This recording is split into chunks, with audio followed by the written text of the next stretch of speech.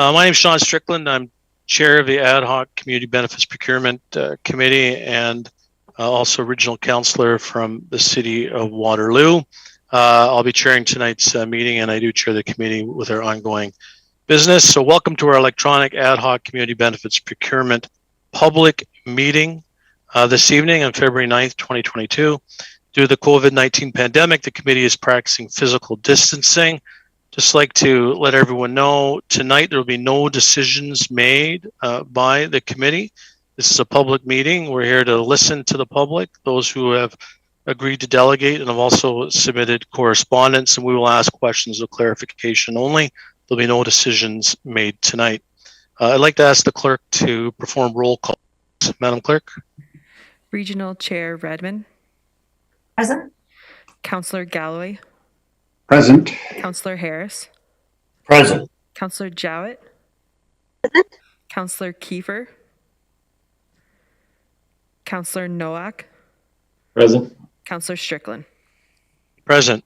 Thank you. And do we have any other councillors in attendance this evening?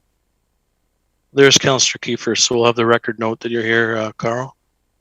No other councillors. So this is the committee itself. So great. Glad everyone took the time to be here.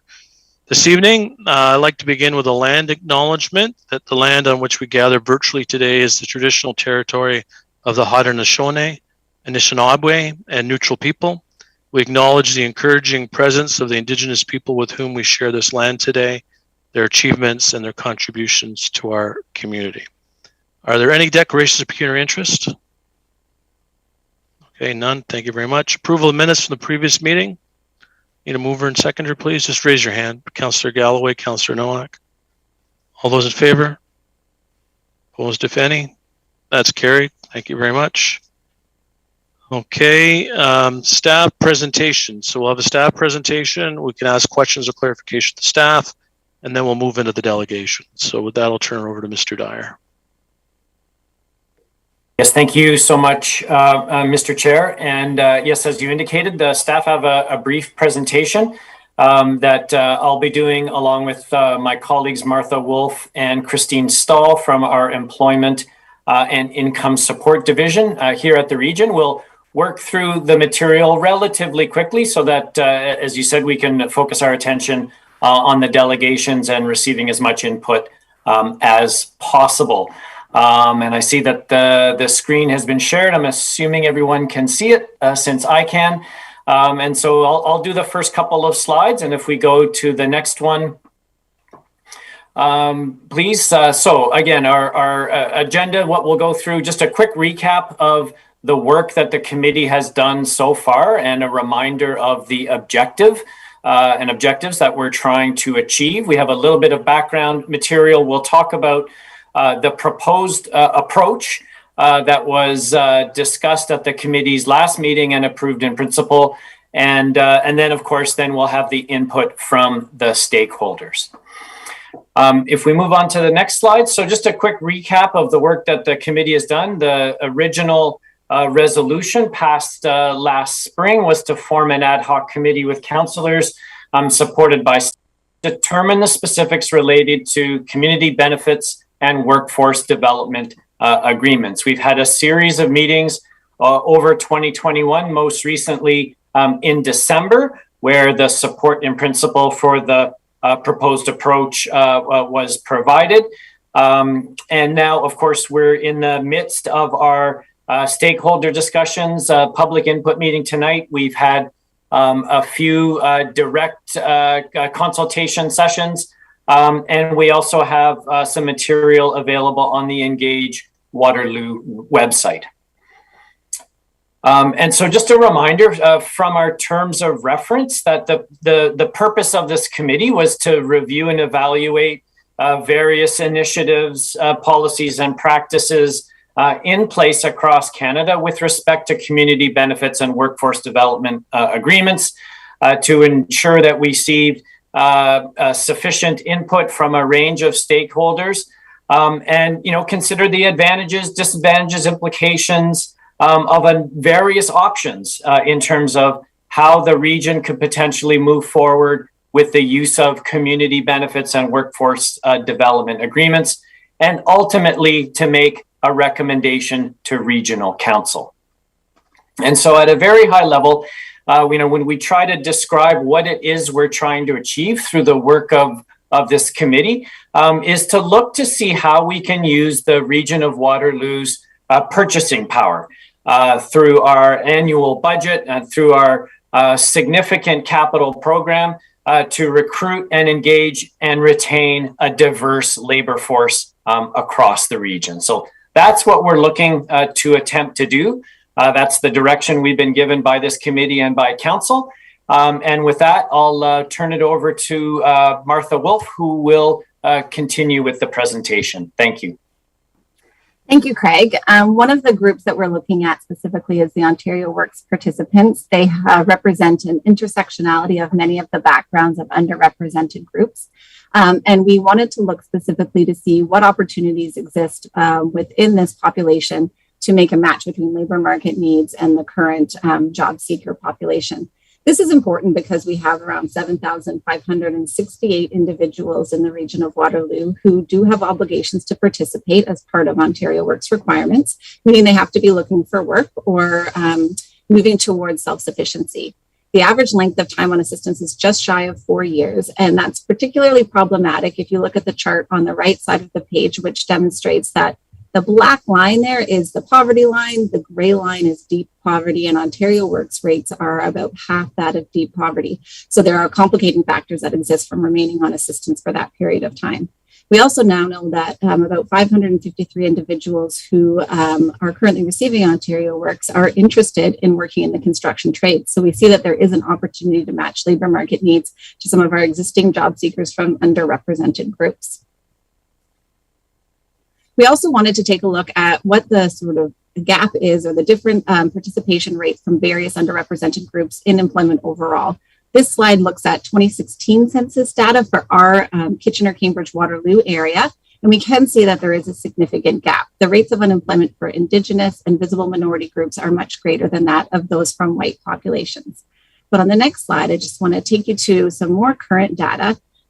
We also wanted to look to see what examples or what data exists that relates to the current situation. So we're coming out of a pandemic, and we understand that there was a disproportionate burden for our underrepresented groups or for some populations as a result of the pandemic.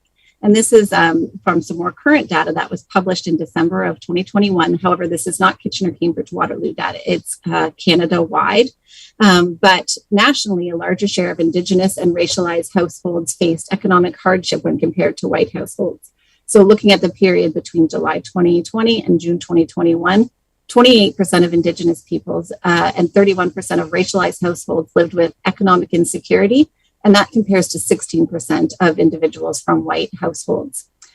We also just looked at the gap in employment rates between these groups and white individuals. So from June 2021, for Indigenous men, they were 9.3% higher. There was a gap, more likely to be unemployed. And this for Indigenous women, it was 8 percentage points. For racialized women, the gap in employment rates was 4.7 percentage points. And for racialized men, it was 2.5 percentage points. So throughout the pandemic, we have seen more significant impacts for some of these groups. And while we are coming out of it, those initial gaps remain, and in some cases increased in the disparity between white populations and Indigenous and racialized families. We've had some key learnings over the last year. We understand that there are wide opportunities for social procurement and community benefits. There's not a one size fits all, but in practice or in theory, community benefits does align well with the region of Waterloo's values in creating a more equitable, diverse, and inclusive community. They make good sense theoretically, but the challenge is, of course, knowing where to start and how to move things forward. And there are considerations that will impact the success of an implementation, including internal resources, buy-in, et cetera. Another challenge that we are aware of is measurement of outcomes is difficult, but we understand that it is doable. And we are very invested in ensuring that any intervention is measured and evaluated. And we are joining with a group of other Canadian municipalities who are in the process of getting these programs off the ground. And programs like this exist across the world, including in Australia, US, and Europe. there is no one size fits all. Some folks are starting small and moving slowly. Others are jumping into large capital projects. And that's why we are involving stakeholders in consultation and looking to council to help direct our next steps. As I mentioned, there are many ways that this can be implemented. There's leveraging procurement through capital projects, which is where we will focus. There's also the potential to leverage service contracts, to influence other partners in policy to follow suit, to consider our own hiring practices here at the region of Waterloo, and in general for all those things to use our current and existing resources to evaluate and monitor and provide oversight to any of these projects. Now, because we are looking at leveraging our capital program or capital projects, and we are focusing specifically on considering leveraging those capital projects to increase the representation of underrepresented groups into construction trades, there's no one size fits all. So we wanted to consider taking a laddered approach. This means that there are many pathways to meeting the objective of community benefits. So the first may be something like workplace exposure. So just a general orientation for individuals from underrepresented groups to learn more about and experience the workplace in a construction trade. Entry level into general labor jobs, moving up the ladder to looking to recruit a diverse group of apprenticeships. And at the very top level, seeing if there are skilled and trained individuals already that could potentially be a good fit, increasing the representation of various groups. Each of those has a little bit more involved in it. So I'm going to turn it over to Christine, and she is going to take you through a little bit more about what this could look like. Okay. So as Martha outlined, there are a number of components that can be potentially part of a community benefits program. And so, as she mentioned as well, that our focus is on leveraging procurement and capital projects. So we're proposing that workforce development provisions apply to call documents with an anticipated value of over $5 million, and taking into consideration things like suitability and feasibility of including those opportunities into a project. We do have 2 appropriate builds for a pilot, but going forward, we'll develop procedures to select appropriate projects that the inclusion of workforce development requirements. So workforce development requirements activities could include, but aren't limited to, customized recruitment. So that's sourcing already qualified candidates for available jobs in order to enhance and augment the typical talent pools. Training and workplace learning. So training includes programming that allows candidates to formally gain the skills required to compete for job opportunities.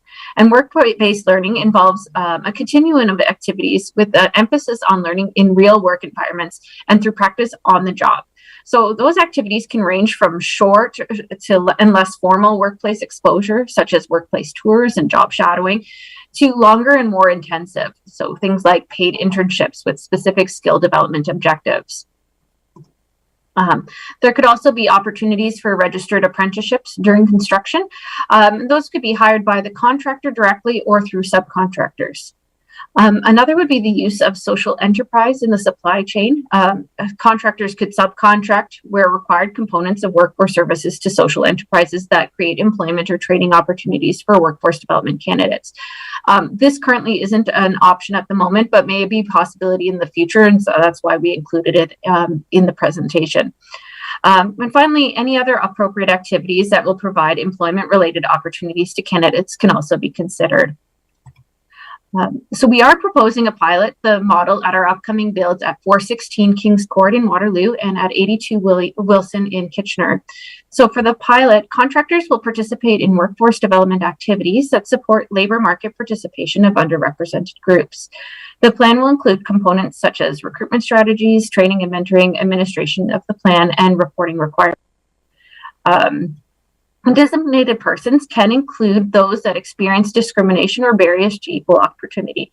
So those people include women, Indigenous peoples, persons with disabilities, newcomers, LGBTQ+ people, veterans, visible minorities or racialized people, people in receipt of Ontario Works, and other groups that the region has identified as historically underrepresented. The pilot will be evaluated, and data in conjunction with the stakeholder input will be used to inform a formal policy and future community benefit requirements.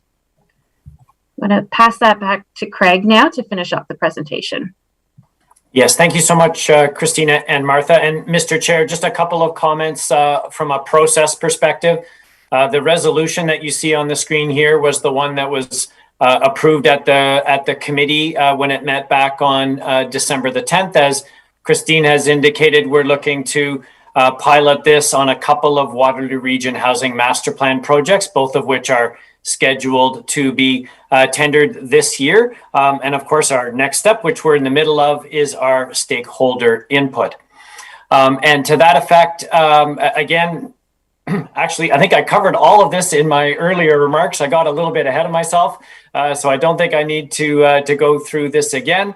But then just a final comment that, we see this as an opportunity for ongoing input with the community. This is not a, we get our input now and that's it. I think as this evolves, as we learn more, I think we'll have lots of opportunity to continue to seek input from various stakeholders, and that will certainly have an impact on how this evolves at the region of Waterloo going forward. The slide that I didn't put in here and probably should have, just in terms of next steps, we'll conclude this stage of input over the course of this month. And we don't have a specific timeline yet, but I would anticipate getting the committee back together at some point in March to consider a recommendation on how to move forward, and such recommendation to be considered by council likely in April. But we'll work out those details over the next little while. And with that, I'll turn it back over to you, Mr. Chair. Okay, thank you very much, Craig, Martha, and Christine. Really appreciate that. The committee has seen elements of that presentation before, so there should be no surprises in there for the committee. So are there any questions or clarification for the staff? Councillor Harris. Okay.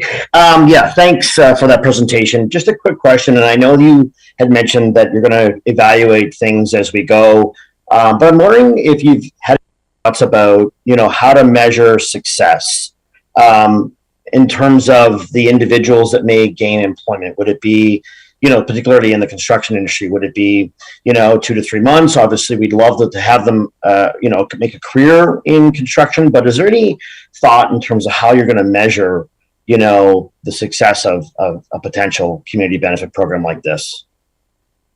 Would that be for Christine? Either or Martha? Whoever feels they have the... Yeah, no, I'm I'll take asking a stab Christine. at it. Martha, go ahead then, okay. Yeah, we have had initial discussions around how to evaluate the program, understanding that there are a number of indicators for success, and that we don't want to be so narrow as to say, like, you found out you love construction and you're in that job forever. Because we do understand that some individuals will go in and understand that maybe isn't the job for them, but that isn't necessarily not a success. That's still something that they have learned and we have a better understanding of. So we're trying to identify both like the quantitative and the qualitative outcomes that could be a part of this program, both through just general exposure. We have done some learning throughout this process as well to understand that those bottom two rungs of the ladder are really some places that we could win some ground early on. So some of it may just be increased knowledge of the industry exposure. Of course, we'd like to see employment at 3, 6, and 12 months down the road, and just sort of having to take an approach where many people are in, some people are making it further and making it the career is some of the ways that we are looking to evaluate. But I'll let Craig and Christine also speak to that. Thanks, Martha. Okay. Great. So thanks for that question, Councillor Harris. Are we ready to hear the delegations? Okay, great. So we have 9 delegations for tonight's meeting. All delegations will have 5 minutes to speak, with the exception of registered groups or late registrants. I would just like to remind all delegations of some of the guidelines for participation in today's meeting. Please leave your video and camera turned off, and your microphone and audio muted until you're called upon to speak. We're all used to that by now, working on Zoom. If you conduct yourself in any of the following manners, it will result in an immediate removal from the meeting. I'm sure that won't be a problem tonight, but I'm duty bound to say that interrupting councillor, staff, or other delegations, derogatory statement about councillor, staff, or others, turning your camera on at inappropriate times, and hate speech or defamatory comments will not be tolerated, and you'll be immediately removed from the meeting. So looking forward to a very productive and beneficial discussion tonight. And with that, I'd like to call on the first delegation, Karen Rinkema and Scott Taylor. Welcome, Karen and Scott.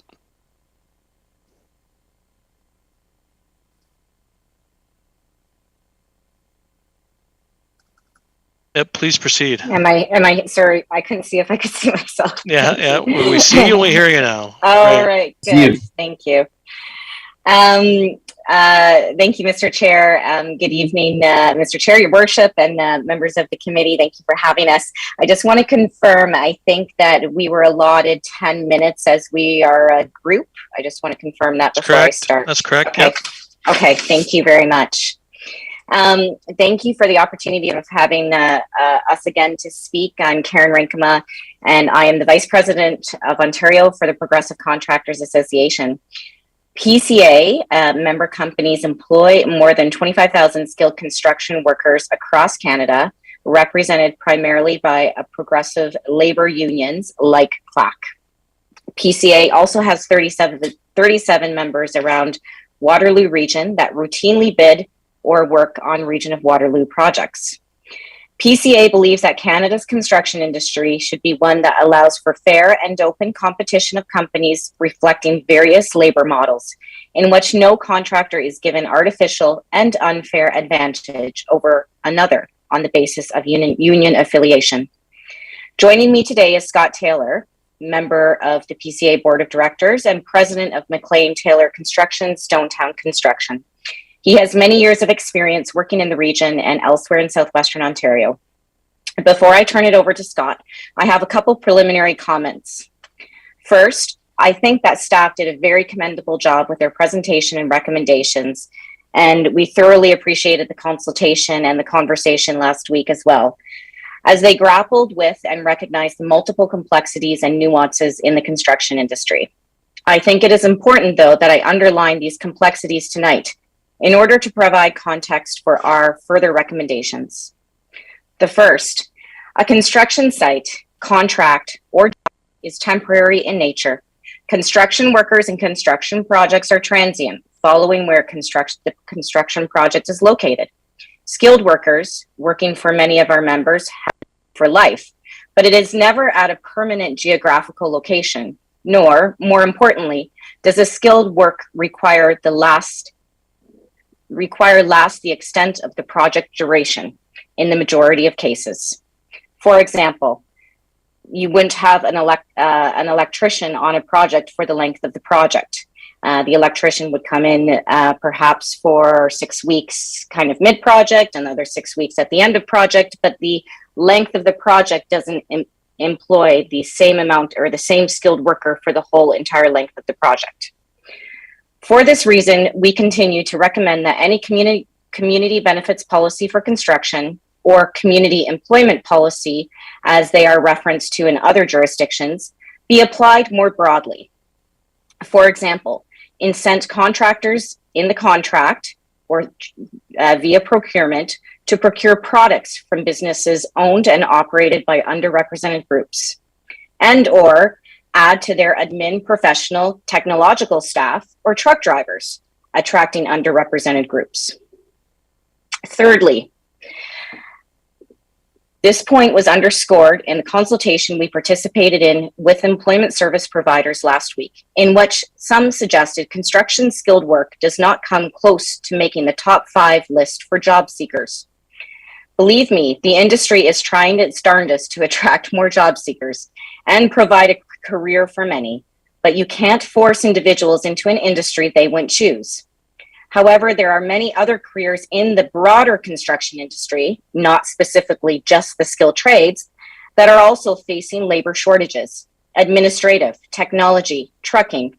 A consideration of casting the net wider to include such careers could go a long way to serving the long-term objective of employment in a lasting career. And who knows, once they're in the industry, perhaps a number of these individuals will find an interest in trying out the tools.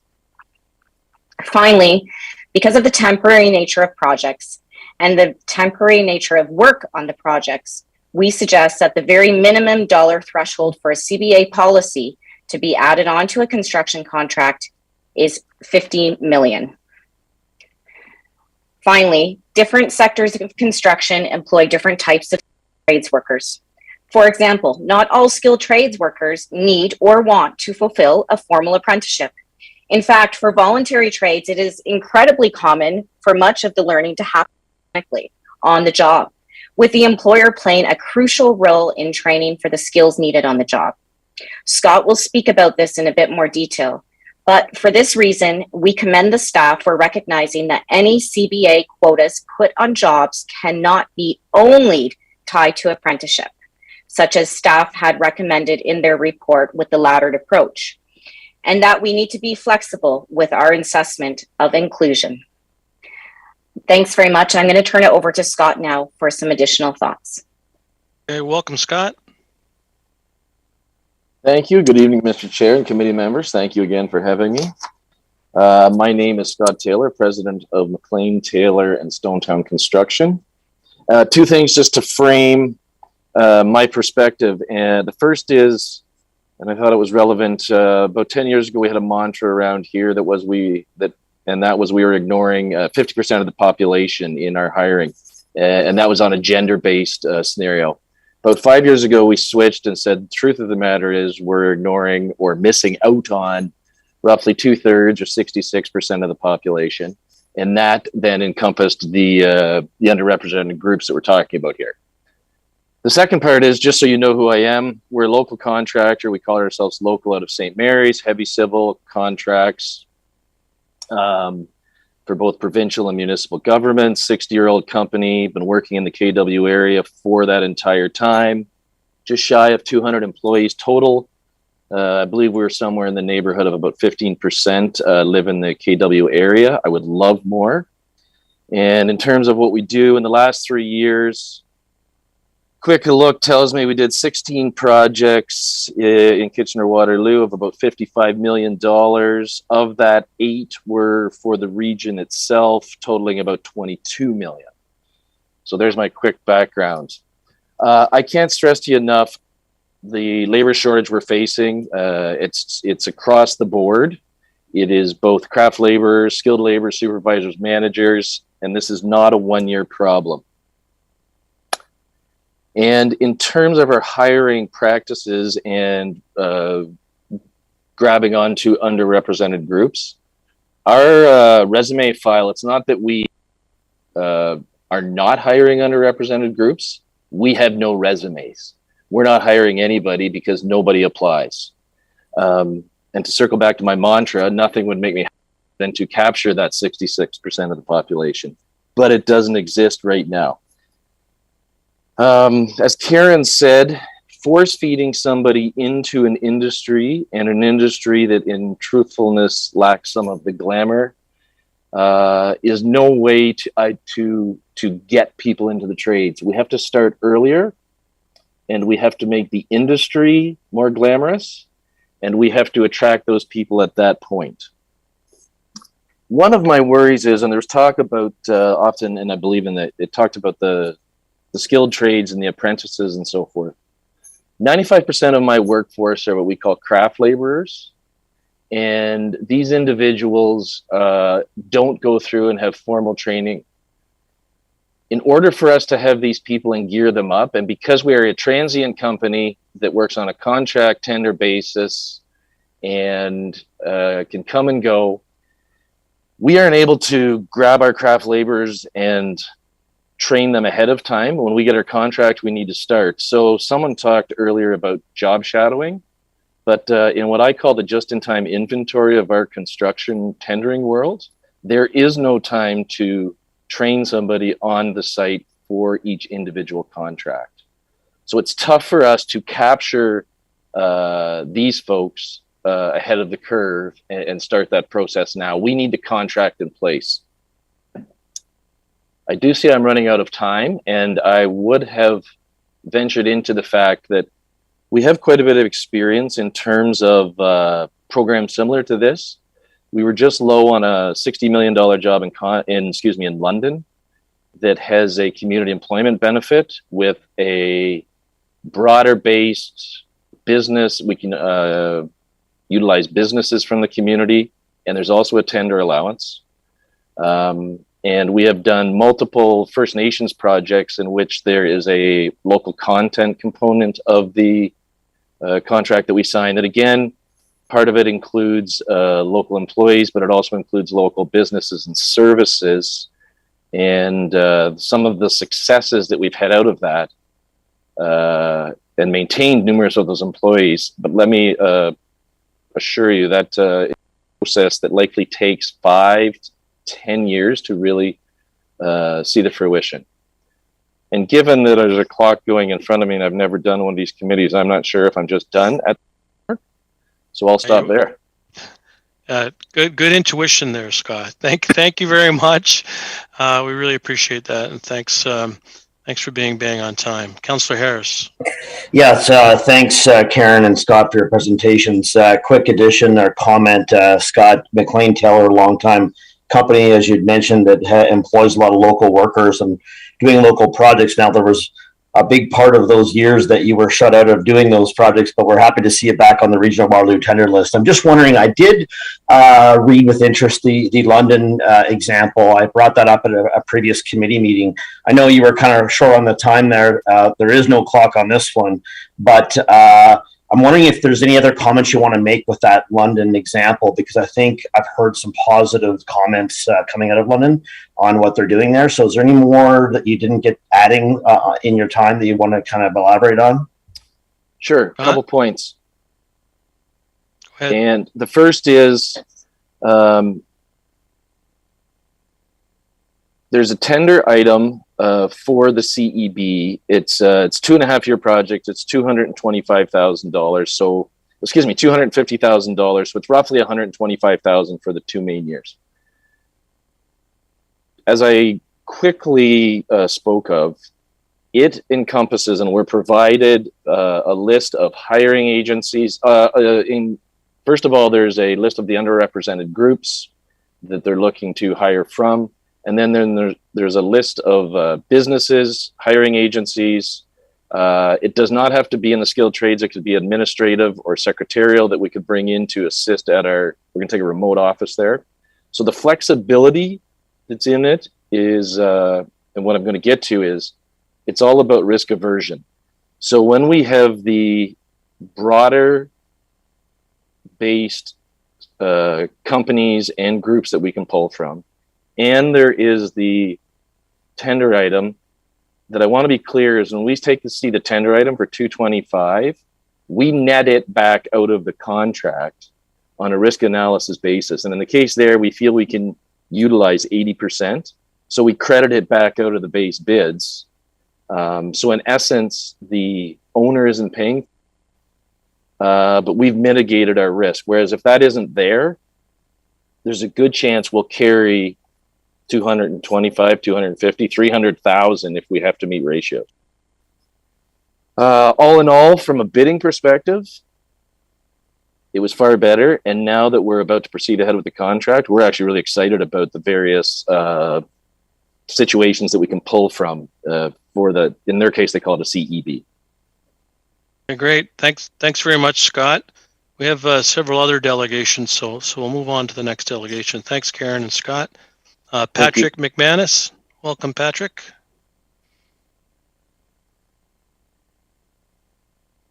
Hi, everyone. Good evening. Can you hear me okay? We can hear you fine. Yep. Please proceed. Yep. Thanks. So thanks for the opportunity to speak here this evening. I'm the executive director of the Ontario Sewer and Water Main Construction Association. And we have over 800 members across the province, including all of the members of the Conestoga Heavy Construction Association, who are the contractors that build the region's core public infrastructure. And core infrastructure is what accounts for the majority of your capital works investments each year. So it's an important sector to understand and consider as you move forward in designing a CBA program. And I want to begin just by thanking the staff here for proposing to take the approach that they are, which is a very measured approach with a lot of stakeholder outreach as they're developing the program. Because there are no appropriate case studies to follow for the widespread use of community benefit agreement requirements on small municipal projects. Other municipalities continue to explore how to properly design and implement a program like this, but none have any sort of sustained program in place yet. And CBAs in other areas of the world are typically reserved for projects that start in the hundreds of millions of dollars. So scaling this type of program down into much smaller and shorter term projects isn't a simple task. And we appreciate that the region is working with industry groups to develop and pilot this program first, because this is going to help contractors better learn and adapt to it. And it's going to ensure that the program has an opportunity to crawl before it tries to walk and run. And I've been working with a number of different municipalities on this topic, and I'm starting to see the formation of a few best practices from the industry that are really important to consider. I think Karen did an excellent job in highlighting those key recommendations, particularly on contract size. For us, foremost is that it's really critical to understand and account for the differences that exist between the different construction sectors. So the contractors that build your roads, bridges, sewers, water mains, and any of that other work in the civil construction sector, they're much, much different than your ICI contractors. They operate much differently, and their work model tends to be much less understood and accounted for in this type of policy. So what's important to understand here is that in these sectors, we don't typically hire apprentices. They're voluntary trades and not apprenticeable trades. They don't operate on this more widely understood apprenticeship to journey person ratio construction model. We instead work with crews, and each crew tends to stay together from job to job to job. And each crew member has a specific set of tasks that they perform as part of the larger whole on a project. And this is important to understand because companies don't necessarily have new workers on every crew. Companies will have more senior and experienced crews do the more complex and high profile or complicated works, and will save smaller and less risky projects for their junior crews. So new entrants into the workforce tend to start on junior crews because those are smaller projects with less risk and less productivity demands. So it provides a company with more opportunity to train a person without sacrificing productivity or adding unnecessary risk onto a project. But this is why it's tricky to have the region select the projects that they want to place these requirements on, because presumably you're going to be choosing your larger and more complex projects because they're going to be your higher dollar value projects. But these also tend to be the projects that we reserve for our most senior workers. So it lands us in a bit of a catch-22. And it's why the proposal for including a cash allowance on your contracts to account for these new hires is so important. Hiring an inexperienced person and adding them to an existing work crew means we're hiring an additional worker, not displacing a worker.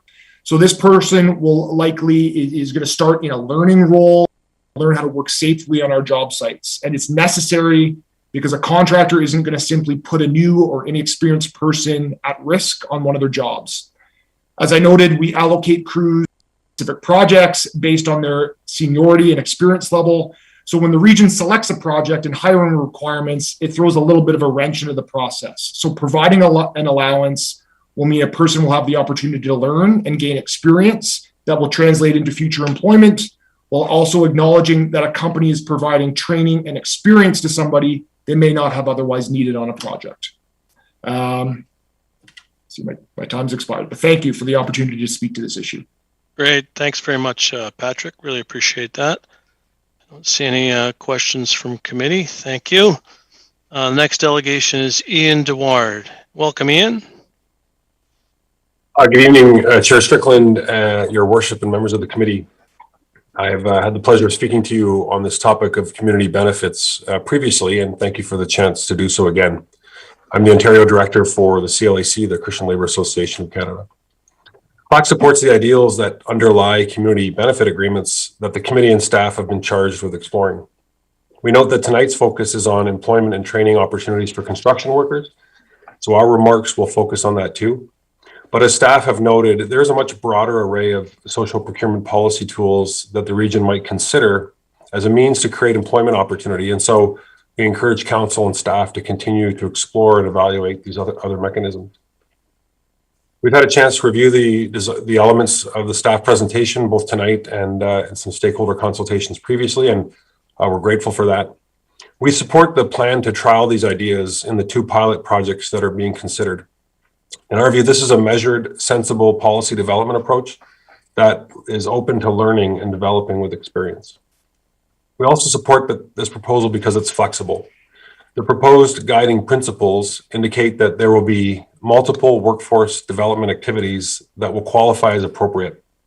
The kinds of activities that qualify encourage partnership among various stakeholders and allow for an active and continuing role for the region as facilitator during the life of the project and beyond. We believe that this fosters collaboration and that this model is much preferred to the kind of base quota system that was first introduced for council's consideration. We do have 2 concerns with the model being developed. First, in the presentation document that we had reviewed previously, I didn't notice if it was in tonight's, there's a suggestion that the policy be applied on projects of $5 million or more. This is a very low threshold and in our view will be difficult to operationalize. Even on a project the size of Kingsway, which is an estimated 30 million, there's unlikely to be any one job classification assigned to the project for more than several months, 2 or 3. On a typical $5 million job, like a paving contract or HVAC retrofit, the majority of expenses will be for materials, not labor, and the project will last merely a few weeks in duration. Our second concern is that the proposal is too focused on registered apprentices. You've heard others speak to that tonight. In your agenda package that you've received in advance of the meeting, there is a briefing note which provides a really good overview on the difference between compulsory and non-compulsory trades. As the note suggests, construction projects paid for by the region will create many more entry-level opportunities in the non-apprenticeable trades than the apprenticeable trades. We submit that the focus of these pilots then, and this policy should be expanded to include work and learning opportunities in any kind of construction job, including the non-apprenticeable trades, as well as positions considered professional, administrative, and technical. The most prominent community benefit agreement in Ontario today is the Metrolinx Eglinton Crosstown. Since 2016, Metrolinx reports that its agreement has resulted in 439 hires, 212 of which, about half, are on-site construction jobs. But we know that these wins have come with great effort by all parties, including the project owner. Those achievements would not have been possible without Metrolinx playing an active and continued role. A simple quota system, which suggests that the project proponent can download hiring requirements to contractors, fails to appreciate the magnitude of input and resource necessary to make an impact. For that reason, that Metrolinx and its partners chose very intentionally not to rely on a quota system. It's for these same reasons that the City of London has chosen a different approach in their efforts to better leverage capital projects for social value in their city. In that policy, and as you've heard from others tonight, London's playing a facilitative role by firstly connecting bidders to credible local not-for-profit community employment organizations or social enterprises that have a demonstrated track record of supporting the kinds of workers who are underrepresented in construction that are looking to be hired. In that case, the city provides a cash allowance to the construction contractor, which can be used to offset the targeted employment or to support other workforce development activities. The community employment organizations that London lists provide not just skills training, but other wraparound supports for individual workers. So in that context, London's approach recognizes that the municipality can play 3 key roles. It can assist with creating employment pathway opportunities to equity-seeking groups. It can support the ongoing work of social enterprise agencies in the community, and it can monitor and evaluate the impact of the various types of investments and the cost of those investments and their return. A derivative of this approach is that it increases the likelihood of a long-term career success after the project is complete. And by grafting these local agencies into the program, the city also ensures that all project bidders, both local and out of town, are serving members of the community with their targeted activities. Now, quickly, in summary, our recommendations for council and the committee's consideration are as follows. keep the flexible approach by allowing for a variety of workforce development activities, expand the focus of the pilot to include work and learning opportunities in a variety of construction jobs, including non-apprenticeable trades and those positions considered professional, administrative, and technical, reevaluate the project threshold that's used to determine when these policies will be deployed, and look to the City of London to consider how the region of Waterloo might better engage social enterprise and employment agencies that are already at work and are fitting partners for these programs. With that, thank you for the opportunity to speak to you tonight, and be happy to take any questions from the committee. Okay, thank you very much, Ian. We do have a question, Councillor Galloway. Thanks, Mr. Chair. Thanks, Ian, for the presentation. At the beginning of your remarks, you indicated you didn't have time to enunciate some of the other types of initiatives that the region could undertake in addition to CBAs to incent or encourage, diversity and inclusion. Could you just very quickly maybe enunciate a couple of those? Some of them we've heard about already. They're referenced in the staff presentation. Using service contracts, for example, which are generally longer term engagements that the region might have with contractors or employers, would create different kinds of opportunities than targeted capital construction projects. Using local businesses and finding ways to create policies that encourage the use of local suppliers, and building diversity and inclusion equity policies around that. As I mentioned, but didn't touch on in great degree, partnering with local community agencies, I think, is really important, and encouraging the use of those agencies. An entire ecosystem in the region of organizations that are working together to create opportunity for those within their orbit that they're in relationship with. And I think it's good for the city to consider the region to consider how to come alongside that ecosystem, be a part of it, and understand how to leverage that effectively for, building wraparound supports and long-term employment opportunities for those who are looking for a life in the career, in the trades. Okay, great. Thanks, Ian. Okay, great. Thank you very much, Councillor Galloway. Thank you very much, Ian. Really appreciate that. Nice to see you again. Our next delegation is Lionel Railton. Welcome, Lionel.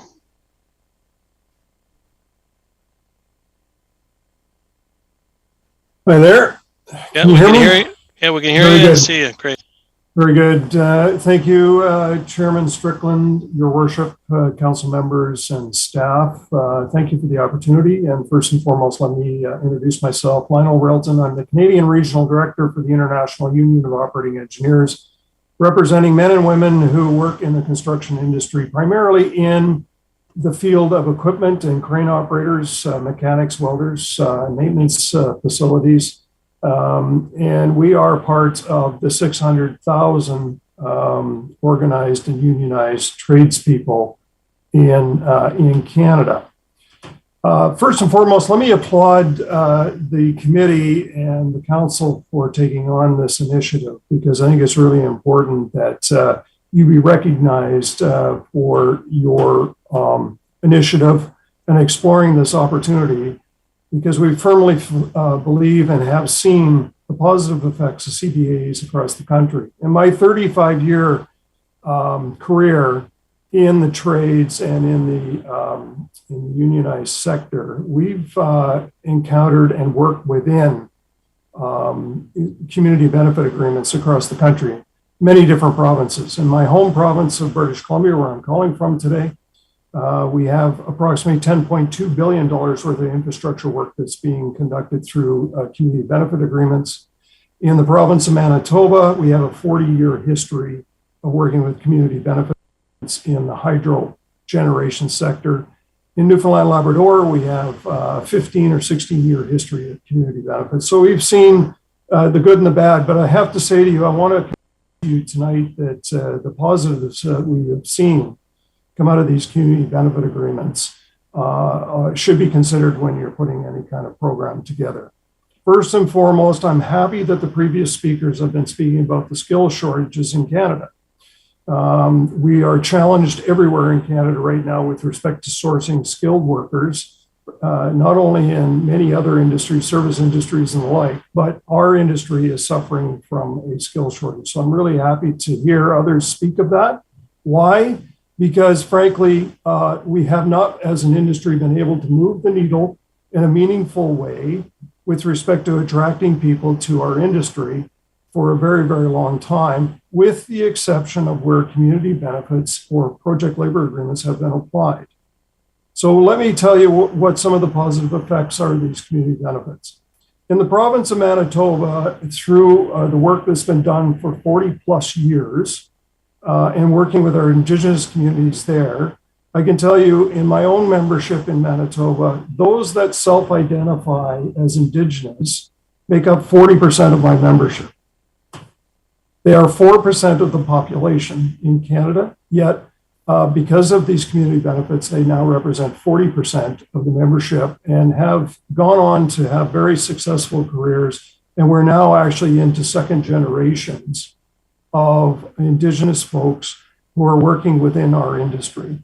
In my home province of British Columbia, currently right now, we have been able to advance women into the careers in construction. And of the 10.2 billion that I spoke of, which range from projects from 50 million right up to multi-billion-dollar projects, women are doing 12% of the hours that have worked there, and Indigenous folks now are representing 15% of the workforce. In the province of Newfoundland and Labrador, the makeup of women in the membership now is upwards of 22% in my particular membership. Why has all of that happened? It's a direct result of policymakers such as yourself taking a principled approach and saying, look, we can do better with our tax dollars. And as a direct result of that, we need those particular groups that we need, because as people such as myself eventually get to the retirement window, and there's many of us, we're going to need these people, and we need to from the 66% that was referenced earlier. And how do you do that? If you do not have a policy to advance the inclusion of these particular groups, unfortunately, the industry is, as I affectionately say, are touch and go people. They like to touch for shortest possible time, take as much profit as they can and move on. And they do not encourage, and one of the reasons why we're faced with a skill shortage right now, lifelong careers in the industry.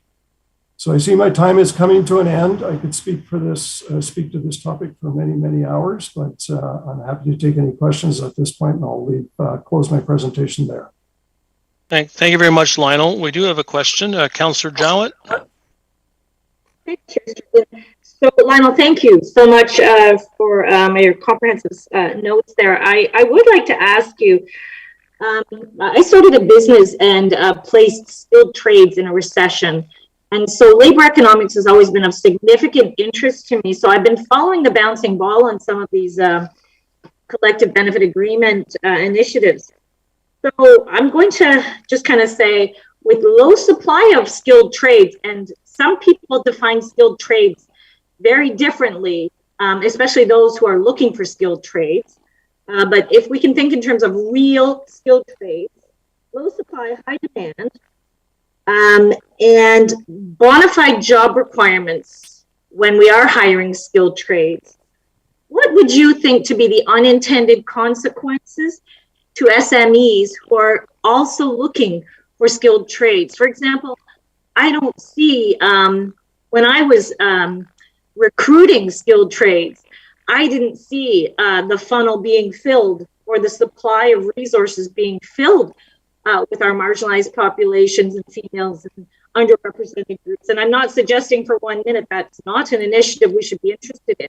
I just believe that there's an upstream approach to it that might be more fruitful.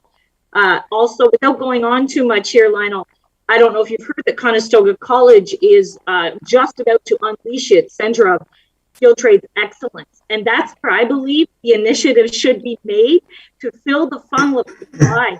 My husband runs a fab shop, and he cannot keep skilled people. They're all retiring, and he gets them for a week, and they don't want to stay. it's very laborious work in the skilled trades environment as well. So I would just ask you to remind you that question is, what do you feel the unintended consequences of the restrictions would be on our SMEs, our small, maybe non-unionized shops, or the ones that can't quote for those bigger projects?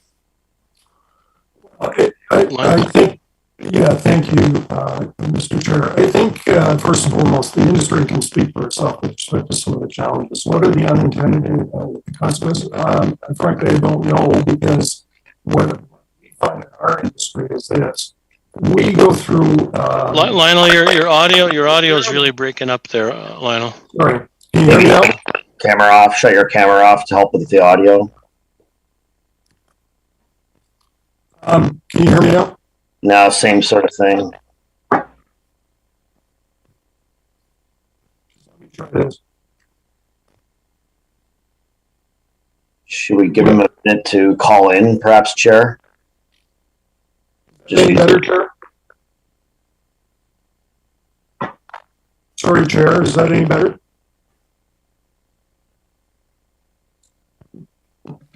Chair, you're muted. Sorry, going back and forth on the mute button myself. Lionel, yeah, you got a reverb happening there. Your audio, like your presentation was fine, but then all of a sudden now it's a reverb. No, not, sorry. So I don't know, maybe Lionel, maybe I would suggest you log off and maybe log back in, and then maybe we can come back to you at the end for a response to Councillor Joutte's question. I see Councillor Harris has a question as well. So what I'm going to suggest is that we'll move on to the next delegation, and then hopefully Lionel will log in again and he can respond to some of those questions. Okay, thanks. The next delegation is Mark Arsenal. Welcome, Mark. Thank you, Mr. Chairman. Your Worship and committee members, thank you for the opportunity to speak and provide some comments on your initiative here, exciting initiative with community benefit agreements. The Provincial Building Construction Trade Council of Ontario has been engaged with municipalities across the province, Infrastructure Ontario and Metrolinx projects, and as well as federal projects, all of which include a community benefit agreement, or the formalizing or development of the framework of the community benefit agreement, or a workforce development initiative. And really, it was exciting to see some of the pieces in the slide deck that was presented earlier. Most importantly is the not one size fits all cookie cutter approach.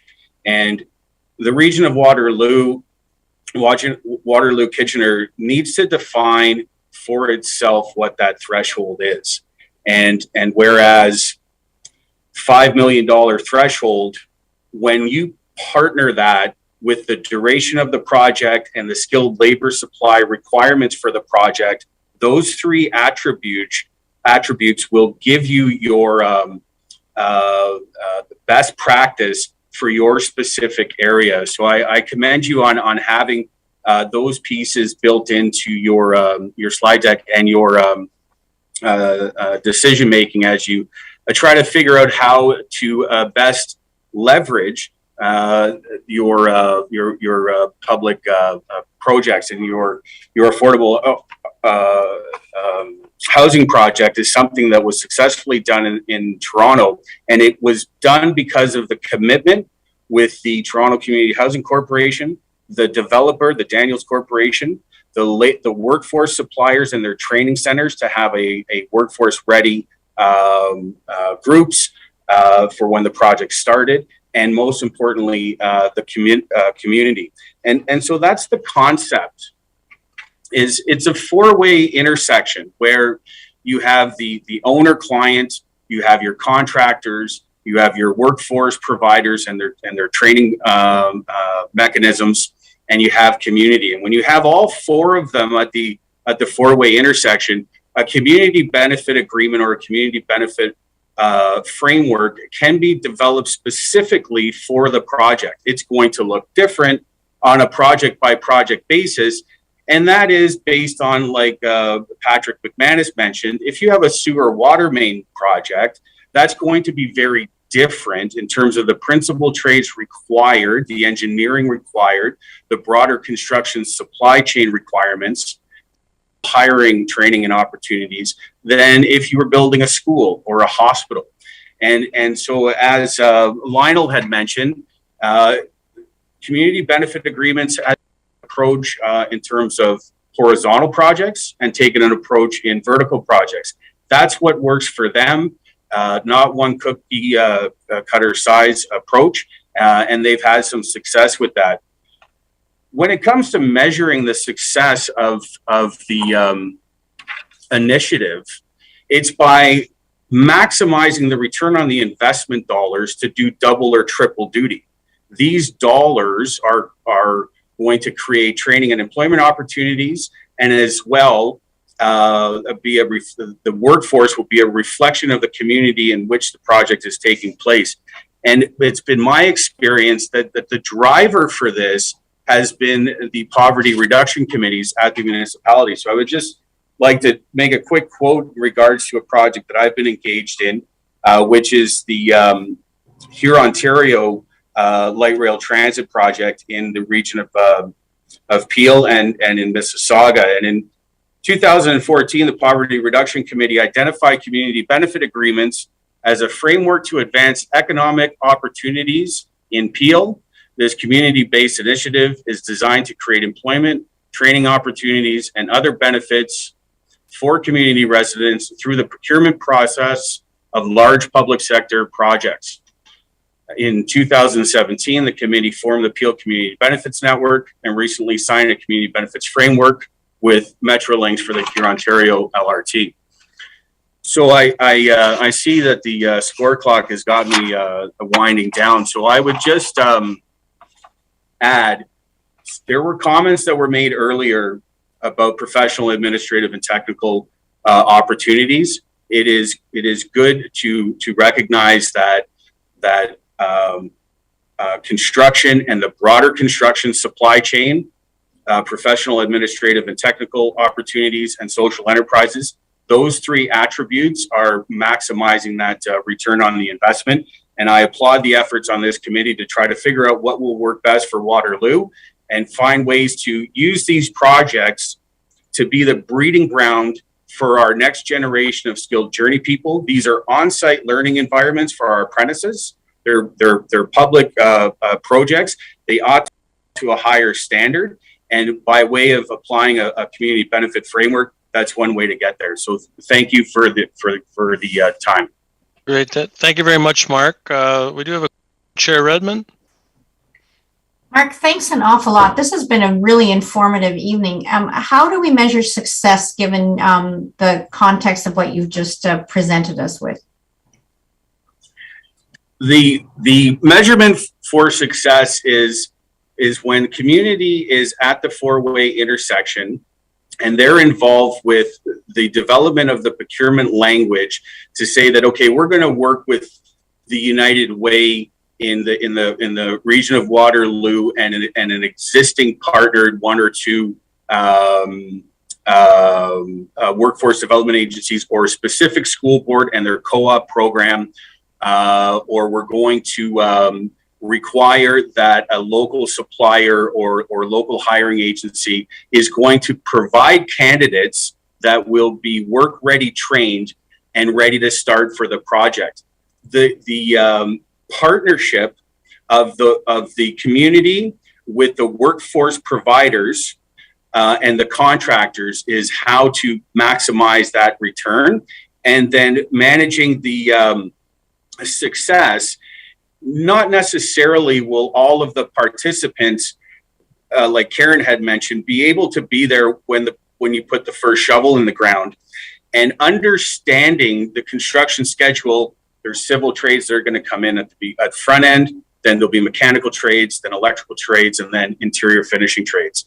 And being precise with your workforce development to say to the co-op programs and the school boards, to say that, okay, our first wave is going to be operating engineers. We're going to dig some holes. We're going to pour some concrete.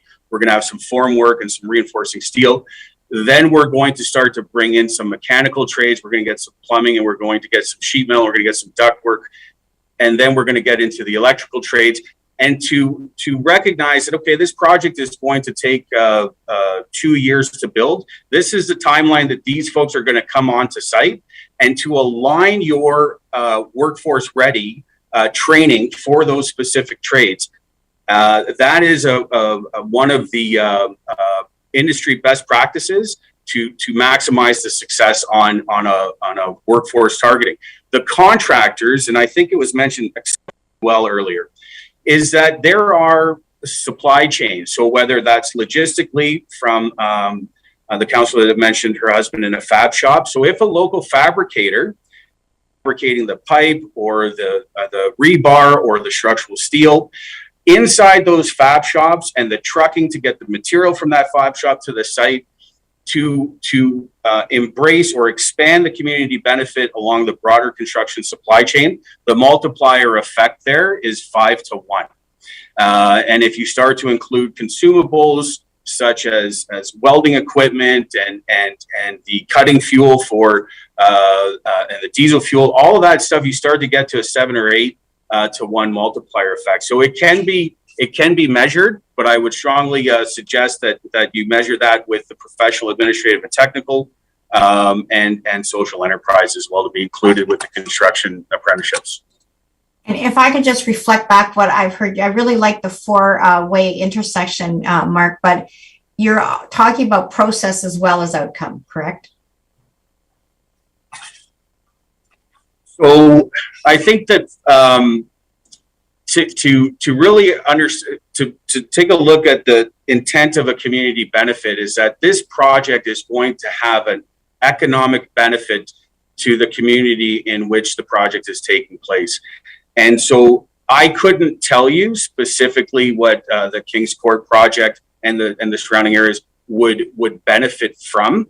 But if community is engaged, and they need to be, if community is engaged and they say, hey, we have an employment agency here, they have some folks that are interested in opportunities in the trades and the skilled trades and registered apprentices to become the next generation of skilled journey persons. And they call us journey persons, like Karen had mentioned, because we have to travel to our next job. And so for once you have your license as a journey person in a trade, then, like Lionel says, you can end up not just in where the work is happening, which is where you have to go, but as well in other provinces where the demand is very heavy.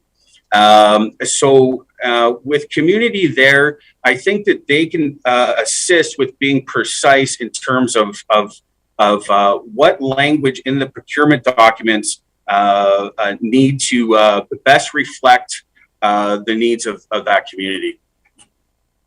Right. Thanks very much, Mark. And Karen, I think, you know, the answer to your question is, in terms of measurables, process is certainly part of the equation. That would be defined differently. Yeah. And thanks very much for your passion there, Mark. I mean, when you were getting into the digging the holes and bringing the plumber in, the electrician, I thought you were like ready to start a project, like right out your back window there or something. So your passion for this is very evident. Thank you very much. Yeah. And I see that I think Lionel has joined us again. Lionel, maybe you want to check your audio and we can maybe just circle back for a minute so Lionel can respond to a couple of those questions. Lionel, thank you, Chair Strickland. Yeah. Can you hear me now? That's much better. Thank you. Yeah. Very good. Yeah. I'm just utilizing the telephone now, so saving my bandwidth. So I'm happy to respond to the questions. Okay. So Councillor Jowett, maybe I can take a stab at paraphrasing. Is that Councillor Jowett was wondering about any kind of knock-on effect or any kind of unintended consequences that might happen in other skilled trades areas outside of construction. Is that correct, Councillor Jowett? Did I get that right? Yeah, just given to me, I think it's about, I like the idea of the attraction and I like the general quotas. It's when we get real specific on low supply, high demand jobs that I fear the unintended consequence on an SME is just going to be too adverse. Yeah, and I appreciate that. And the SME in my world is subject matter expert. So thank you for clarifying. No, it's quite right. Well, first and foremost, may I say that most of and a good deal of the construction contractors fall within the category of small and medium businesses. So the unintended consequences. Well, I can tell you that one of the things that we take a great deal of pride in on the unionized side is our ability to train both compulsory and non-compulsory trades. And what we actually find is that most of the small and medium employers tend to poach because they don't have the training infrastructure that is in place necessary to carry, they may be able to carry one or two apprentices, but they really don't have the infrastructure to carry most of the apprentices. So what we really find is the industry as a whole has, in my sector, has invested heavily in training, both in compulsory and non-compulsory trades. And what we find is that we'll go through a process of training an individual and get them through an apprenticeship or get them through their voluntary trade. And then what happens is they get poached by the non-union sector, primarily in these small and medium. So my experience with respect to what the unintended consequences are in the reverse, and the fact that we tend to be the trainers, and the building trades outside of the colleges and the university system are the largest private trainers in Canada of skilled workers. And we tend to be the pool that people draw from. So I don't know if that really answers the question, but it's reflective of what's happening in my sector.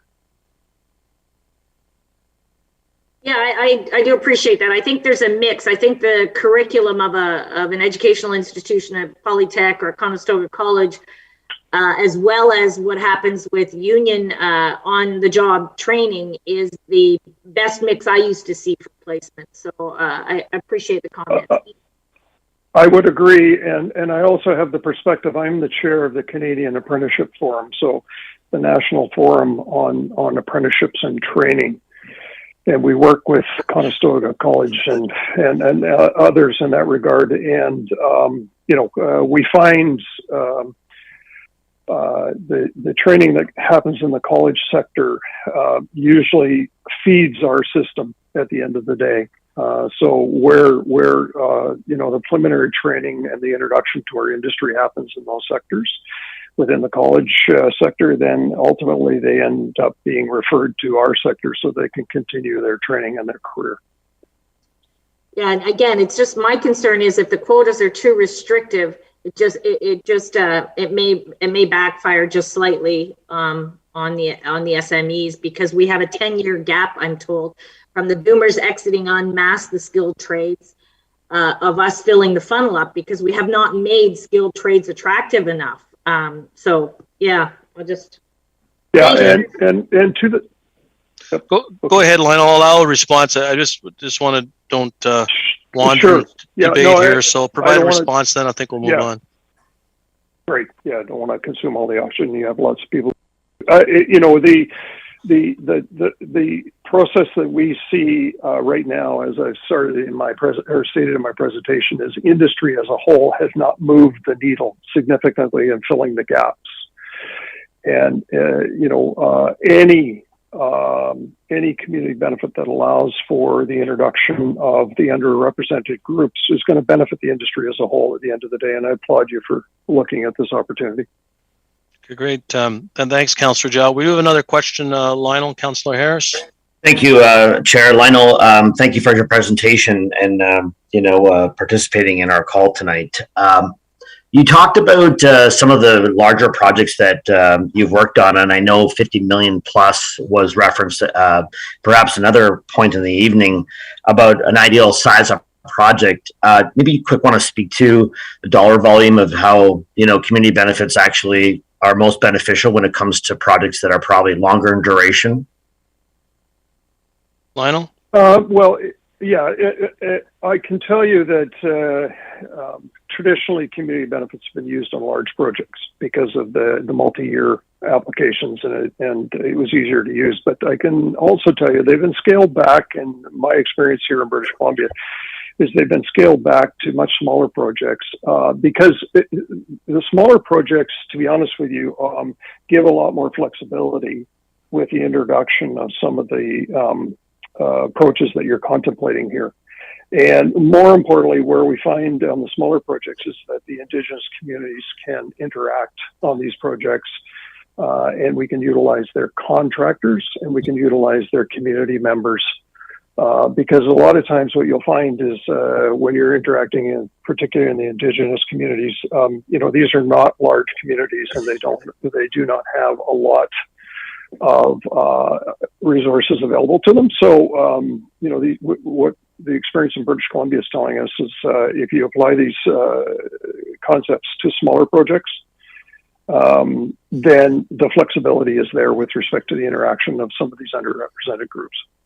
I see. And then secondly, just following up on Councillor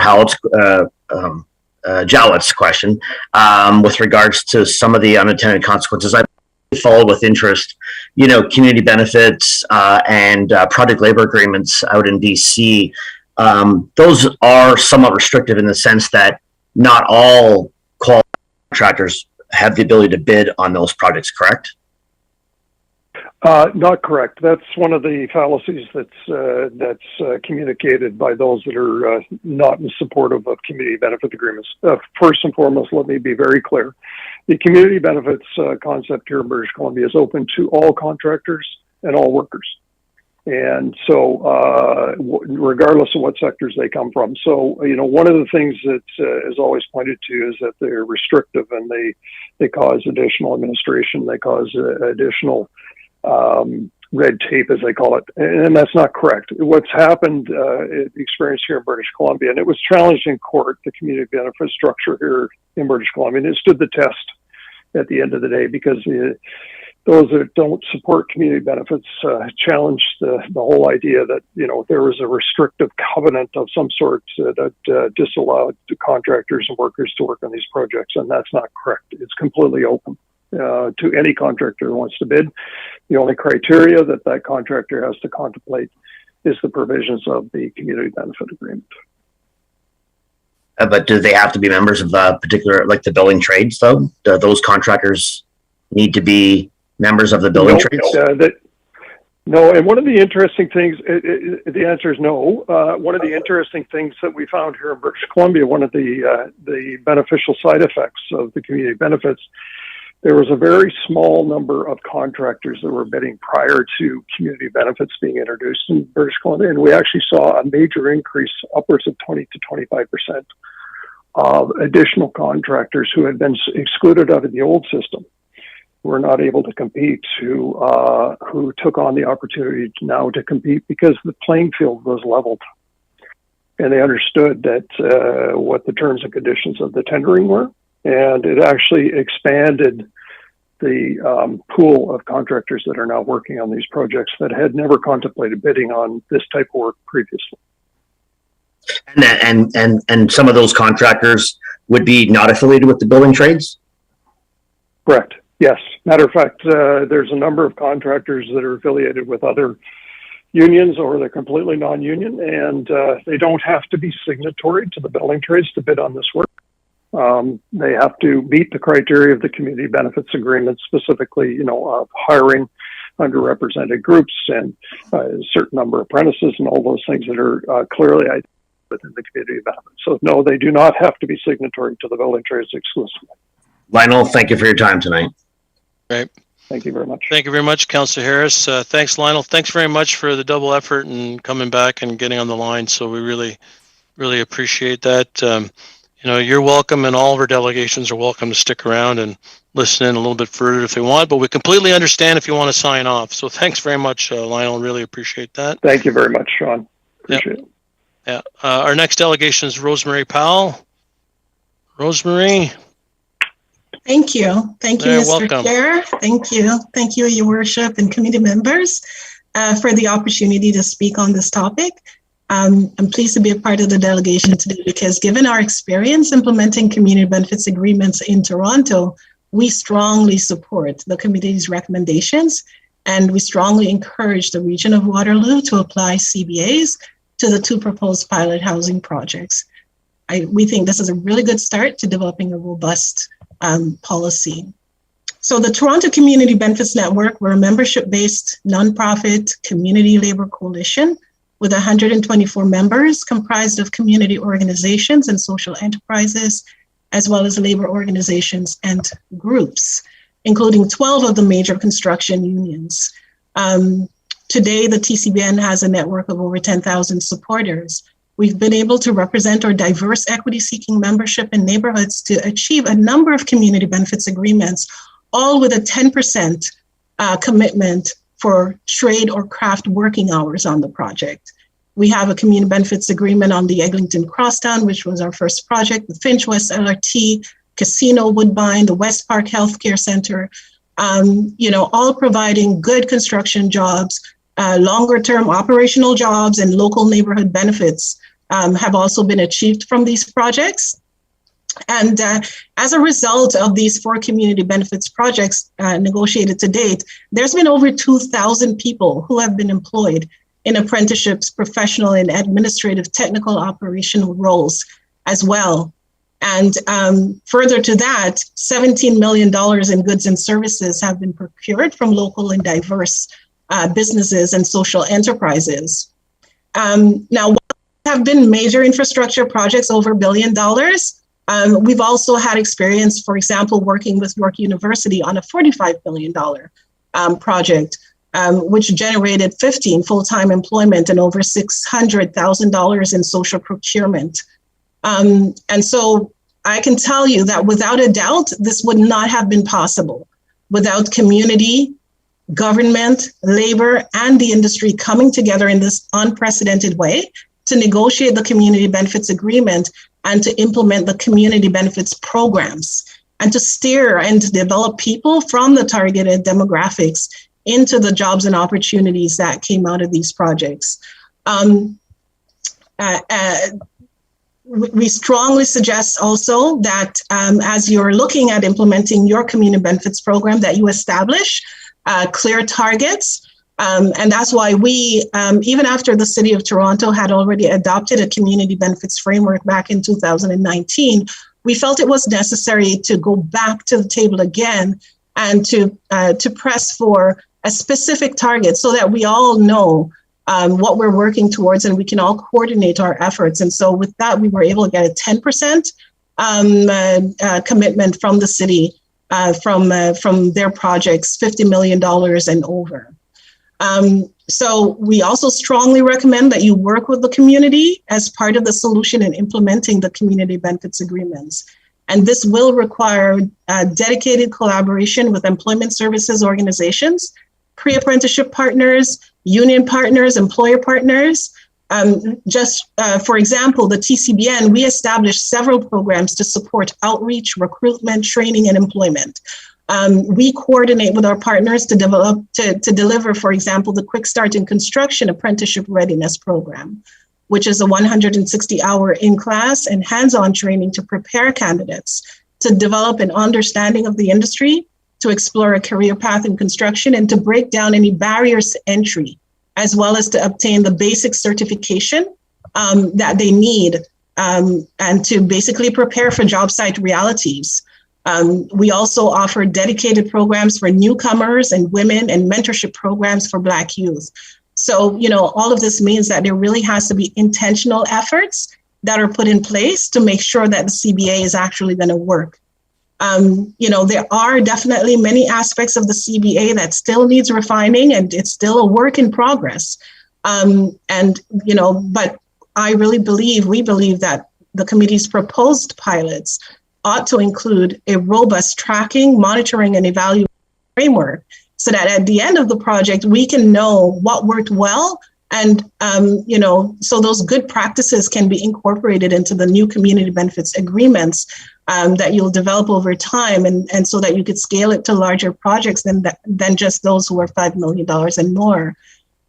Some of the sticky problems that we still need to see addressed is the monitoring, tracking, and evaluation, especially when we're talking about working with from the general contractor down to the supply chains, the subcontractor.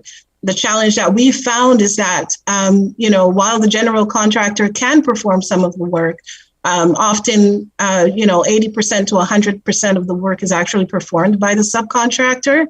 So there really needs to be enabling language, whether it be in the collective agreements with the unions or the contract agreements with the subcontractors to make sure that the promise of the community benefits agreements are fulfilled. Long term, in doing all of this, what we want to see in terms of, I've heard some of the questions so far, basically asking, how do you, measure success? Well, for us, it's all about making sure that, the workforce that is building infrastructure reflects the diversity of the population. And so for us, that's why we got to have targets and we got to have intentional efforts with all the key stakeholders coming to the table and, supporting the implementation, the monitoring and the tracking. And so that we can see that this just becomes a way of doing business. We can't continue to miss out on the wealth of talent in our local communities and in our Black and racialized communities and women. So this is a really great start, and congratulations to the region of Waterloo for taking this commitment. Thank you very much, Rosemary. We have a question, Councillor Harris. Thanks, Rosemary, for joining our call tonight. Can any contractor become a member of your network? Contractors right now are not members of our Community Labor Coalition. We support them through partnerships instead. And so we are able to support any contractor who contact us and say that they have a community benefits requirement that they need to deliver. And we have now what we call an employer portal, where you can find over 300 people who have been trained and developed, who have their certificates, and who we will support to connect them into the opportunities that the contractors are looking for. So the contractor can contact your network, contact you, and be connected to your network of folks that are participating in your program. Absolutely. Now, we work directly with our 12 union partners, and it's the unions that, for the most part, will hire and place workers onto the job site. And so because we're collaborating directly with these unions, they can call us and let us know that they have these requirements to meet, and we coordinate with our union partners to make sure that the pathway into those opportunities and the people from the local communities are being supported and placed into the unions, who will then place them onto the job site. But we also do professional, administrative, and technical jobs too that are not unionized positions, and we've been able to help fill a lot of those positions with the contractors as well. So there's no barriers. So if a contractor is requiring construction workers that is not particularly affiliated with the union, can they still get workers through you?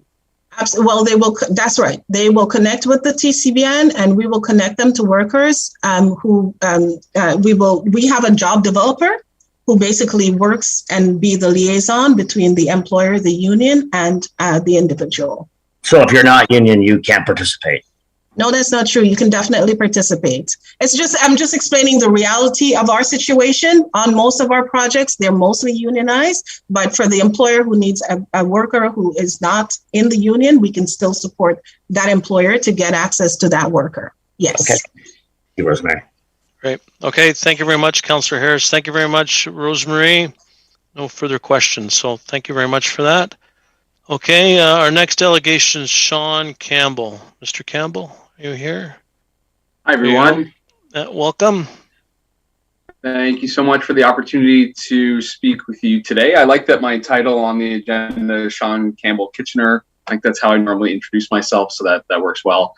I teach social entrepreneurship at Wilfrid Laurier University. I'm working on a doctorate over at the University of Waterloo in nonprofit and finance. So I'm one of those forever students, but I also work as a consultant for nonprofits and social enterprises as well. I'm really thrilled that the region is working on this year. I was hired back in 2020 by the Social Procurement Partnerships Foundation, City of Toronto, by Social Canada and SEDNet, along with some fellow consultants, Garth Ewell, and a name that I think you'll find familiar, of Jeff Henry. And we were tasked with interviewing staff at institutions and nonprofits across Ontario who are involved with both social procurement and community benefit agreements. And we heard what's working and what's not working so well. And today I'll just focus on the social enterprise side of things, because I think that's where we haven't had too much discussion yet tonight. First, one of my favorite examples is the Evergreen Laundry Cooperative in Cleveland. Cleveland is a city that, they have a relatively wealthy institutional center of the city, universities, hospitals, admin, and then there's a poor, largely African-American BIPOC community around it, surrounded then again by the more affluent white community. And in order to try and support change in the community, what the Community Foundation and their city did was they came together and they said, what are the assets that we have in our community? And the first thing they noticed is, wow, we're spending a lot of money on laundry. The hospitals, the clinics, the universities, we're sending out all of this laundry, and it tends to go to large corporations with low paid workers who are doing precarious work, often with a lot of chemicals. So what they decided to do was to create this worker-owned cooperative for the African-American community, for workers to create their own laundry cooperative. And they guaranteed them contracts for a number of years. And actually just last year, they announced 200 new small clinics all agreeing to send their laundry to this cooperative. So these workers are empowered. They're learning new skills as they go. The money stays within the local economy because any dividends being paid out are being paid out to these workers. A really great example. And we can think how this might work within our own community. In Toronto, there's the Building Up nonprofit, and they complete repairs on affordable housing primarily in order to make it more efficient. But you can think about things like drywall work, plumbing work, really basic repairs that are accessible for folks who are looking for work.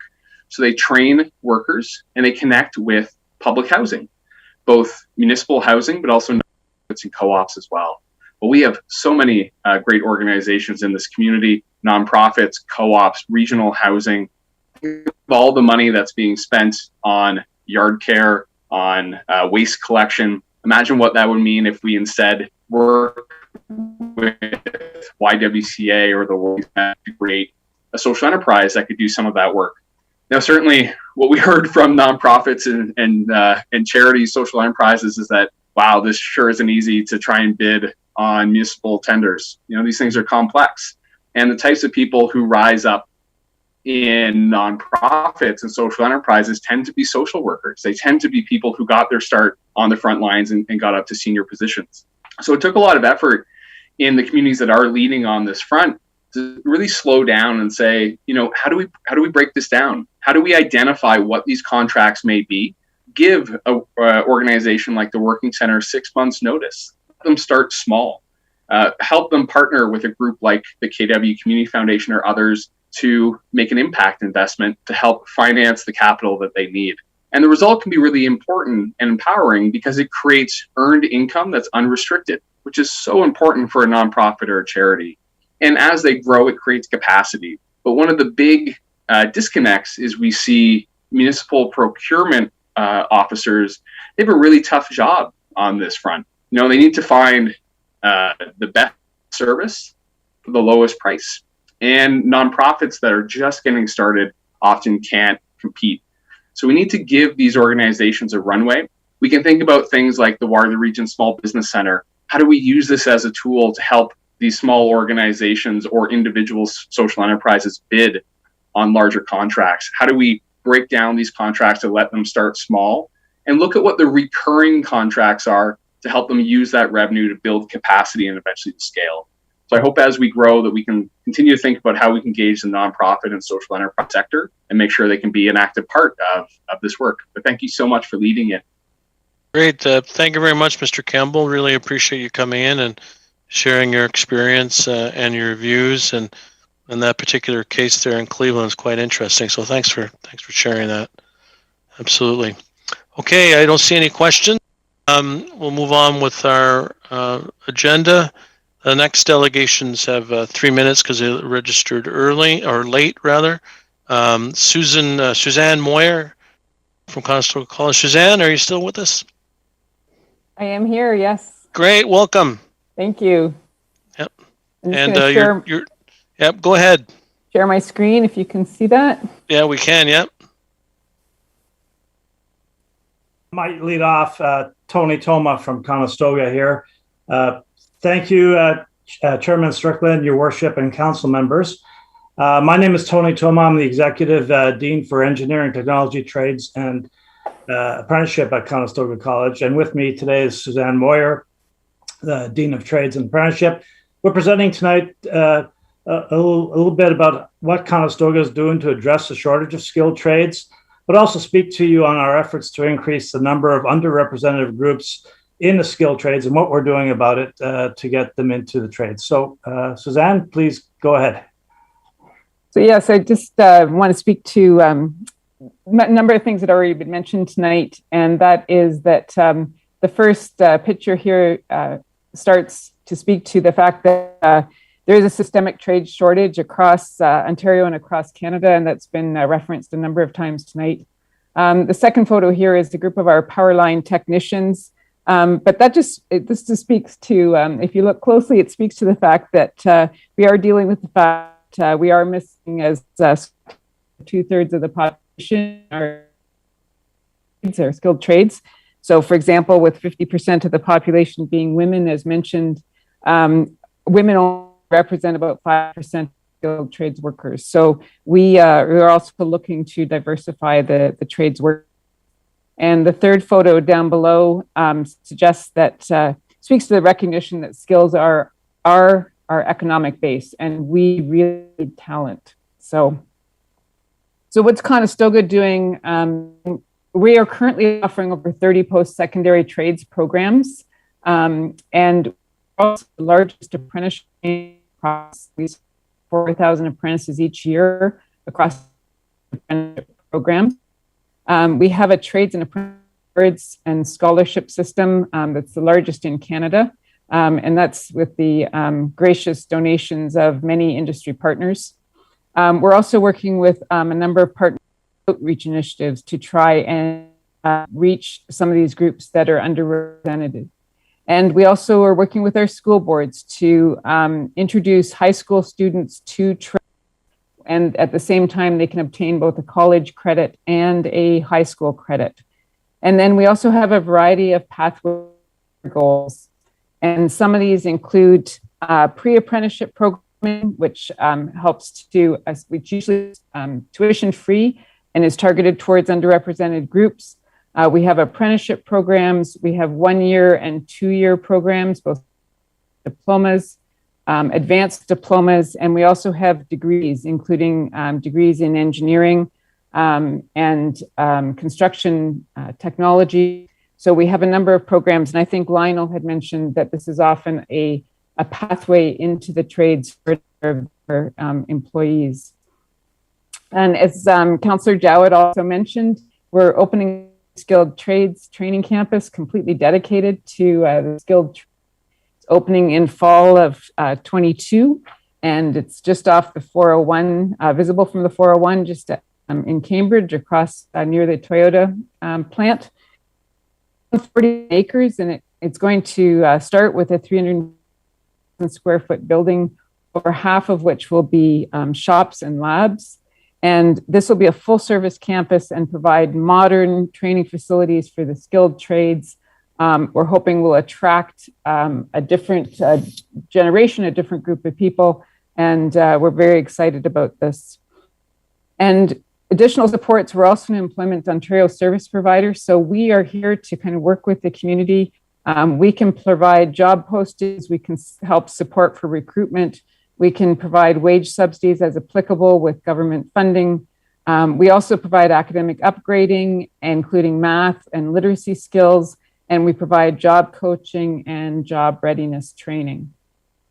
And in response to industry, we're able to respond to industry needs and develop training programs really quickly, a quick turnaround to get individuals job ready, and we can tailor programming to industry needs. So we'd be happy to work with industry to kind of help that supply of the workforce as needed.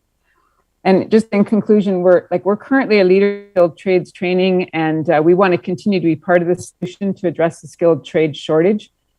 We also want to ensure that the opportunity to obtain an education in the skilled trades is available to everyone in the region that may have an interest or a passion for trade. So we're here to kind of work with others. We're here as a resource, and we just wanted to make everyone aware of that tonight as we discuss this initiative. Thank you. Great. Thanks very much, Suzanne and Tony. Thanks very much for coming in and giving us that overview. And I think all of us on the committee are very much aware of the longstanding commitment and dedication Conestoga has to developing our skilled trades throughout the region and the province of Ontario. So thanks for your great work, and really exciting about your new campus. We do have a question, Councillor Kiefer.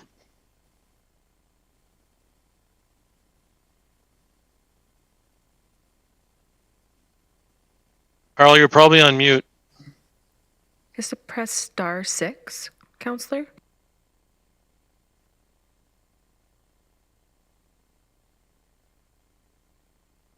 Councillor Kiefer was having audio difficulties and is joining us via his iPhone, I believe.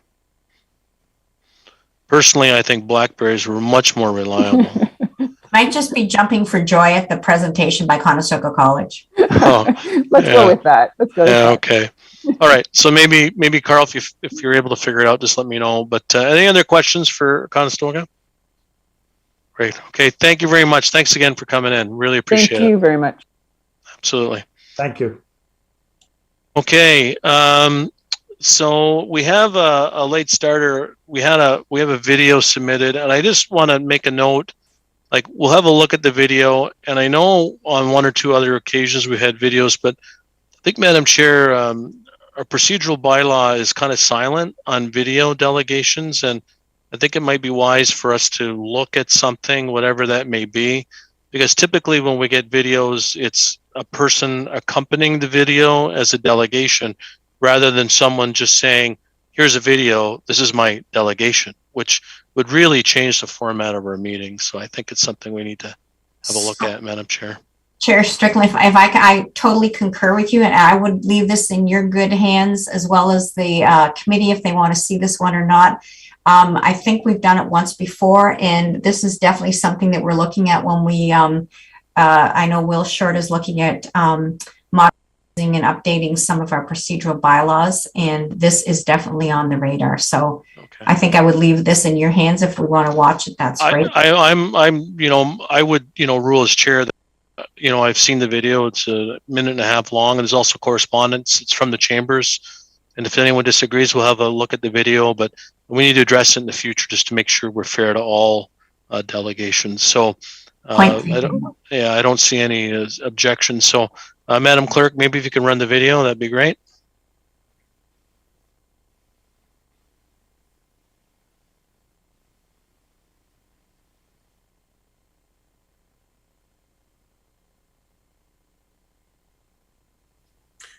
Well, good evening, Chair Redmond, regional councillors, and senior staff. Thank you for the opportunity to present our thoughts and comments on this important issue. We hope that you did receive our memo with comments and questions and some of the data that we think is important to have, important to get this important policy right, and to make Waterloo Region a leader in this area. Our chambers have had extensive conversations around this issue, and not only that, but with our members, but with our community partners in Best Waterloo, including Communitech, Waterloo EDC, and Explore Waterloo. In addition, we've also had conversations with our friend Martha at the Grand Valley Construction Association, and look forward to working with them and all stakeholders to get this right. We are all aware that the development of good public policy needs to place a priority on benefiting the constituency the particular government serves. We all know what happened with the fair and open tendering situation a number of years ago, in that, in many ways, excluded the very taxpayer of the region from participating in the tendering on projects their taxes were actually paying for. Bettering our community means including the ability for the community to get better. So while we believe this policy will certainly achieve the goals and objectives of us all, we believe there are also ways to bring our own community along to this better place. For years, many have questioned why a local company has been overlooked in the tendering practice. And truthfully, our purchasing policies reflect reasonableness in selecting a tender. However, with this added piece, we have a rare opportunity to actually give a local advantage and move local businesses forward in their own DEI practices. We believe this is what we should be doing. We should be reflecting on our own constituency to ensure that we are doing our utmost to benefit, support, and encourage them. This is the premise of our ask. It is to look at ways where local companies can actually give themselves a heads up in tendering on regional projects. Thus, we believe the answers to our questions in the pilot, in the accompanying memo, are vital even before a pilot project is launched. Well, thanks, Greg. And once again to Council Chair Redmond, we're sorry we can't join tonight, but want to assure you that we are willing and able to take the time and make the time to work with regional staff and other stakeholders to get this right.